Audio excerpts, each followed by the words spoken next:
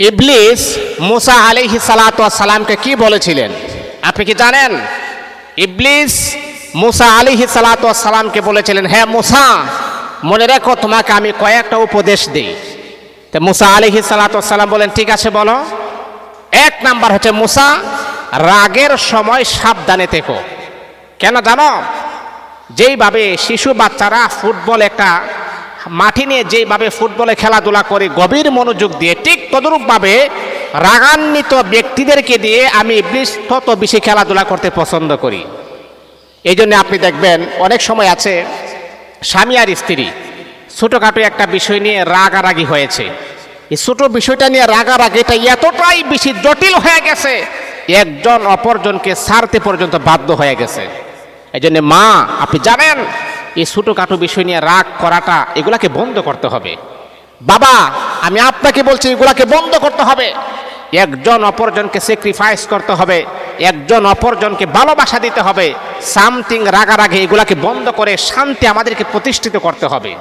এই জন্য এক নম্বর হচ্ছে, রাগান্বিত অবস্থায় শয়তান আমাদেরকে সবচাইতে বেশি ধোঁকা দেয়। দুই নম্বর হচ্ছে, মুসা নারীদেরকে দিয়ে এই পৃথিবীতে আমি সবচাইতে বড় বড় জটিল জটিল কাজগুলো আমি করাই। যেই কাজগুলা দুনিয়ার মানুষ অতি সহজেই করে। একটা নারীর ফাঁদে যদি আপনি পড়ে যান, নারীর কুমন্ত্রণায় যদি আপনি পড়ে যান, আপনার জীবন যৌবন টাকা পয়সা সব কিছু নষ্ট হয়ে যাবে। এই জন্যে আমি আপনাদেরকে বলবো, শুনেন, নারীদের কুমন্ত্রণা থেকে বেঁচে থাকতে হবে। নারীরা এমন কোনো কাজ নাই যে পুরুষকে দিয়ে করাইতে পারে না। এই জন্য নারীদের ইন্না কাইদা কুন্না আজিম, নারীদের চক্রান্ত হচ্ছে সবচাইতে বড় জটিল চক্রান্ত। কারণ একজন পয়গাম্বরকেও দোষারোপ করতে তারা ভুলে নাই। আপনারা কি ভুলে গেছেন ইউসুফ আলাইহিস সালাতু ওয়াস সালামের কাহিনী? ইউসুফ নবীকে তালাবদ্ধ করেছেন, নীরব নিস্তব্ধে একটা ঘরের ভিতরে নিয়েছেন। যখন ইউসুফ নবীকে বলতেছেন, তুমি আমার সাথে মনে যা চাই তুমি তাই করো, তোমাকে কোনো বাধা প্রদান করা হবে না, কোনো সাক্ষী নাই, প্রমাণ নাই, ডকুমেন্ট নাই, দলিল নাই, কেউ আসবেও না, তোমার মনের খাহেশাত তুমি পূরণ করতে পারো। কিন্তু ইউসুফ নবী তো আল্লাহ পাকের পয়গাম্বর, উনি তো এমন নাজায়েজ এমন হারাম কাজ কখনো একজন পয়গাম্বর দাঁড়াতে হতে পারে না। ইউসুফ আলাইহিস সালাতু ওয়াস সালাম বলে, না না, আমার আল্লাহ পাক রব্বুল আলামিন রাগান্বিত হবেন, আমি একজন পয়গাম্বর এটা কখনো করতে পারবো না।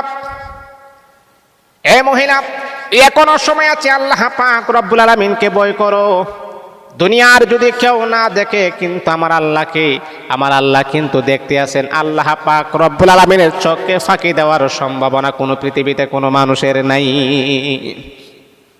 যখন দেখতেছি ইউসুফ নবী জুলাইখাকে ধরবে না, তখন জুলাইখা যখন ইউসুফ নবীকে ধরার জন্য যাবে, ইউসুফ নবী বলে, আল্লাহ তুমি ছাড়া আমাকে বাঁচানোর আর কেউ নাই। একটা ধর দিয়েছেন, সাথে সাথে তালাগুলা একদম ছিঁড়ে গিয়েছেন, তালাগুলা একদম খুলে গিয়েছেন।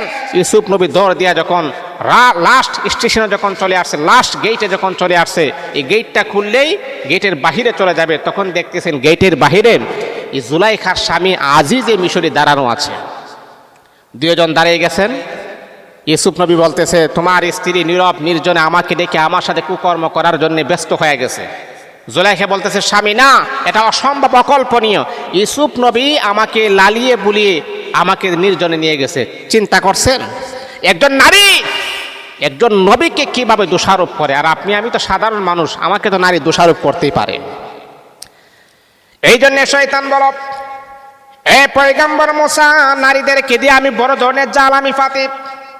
নারীদের চক্রান্ত যদি তুমি পড়ে যাও, দুনিয়াও তুমি হারাবা, পরকালেও তুমি হারাবা। 3 নাম্বার হলো কিপটামি মানুষ। যারা কিপটে হয়, যারা বখিল হয়, দুনিয়া তো তাদের ধ্বংস হয়, পরকালে তাদের জন্য মুক্তির কোনো ব্যবস্থা থাকে না। বখিল সম্পদের যাকাত দেই না, এতগুলা সম্পদ হারাম হয়ে যায়। এই বখিল ব্যক্তি দুনিয়া তো শেষ, পরকালে তার মুক্তির কোনো ব্যবস্থা থাকে না। এই জন্যে 3 শ্রেণীর ব্যক্তি থেকে সাবধানে থাকতে হবে। পয়গম্বর মুসাকে ইবলিস বলে দিয়েছে।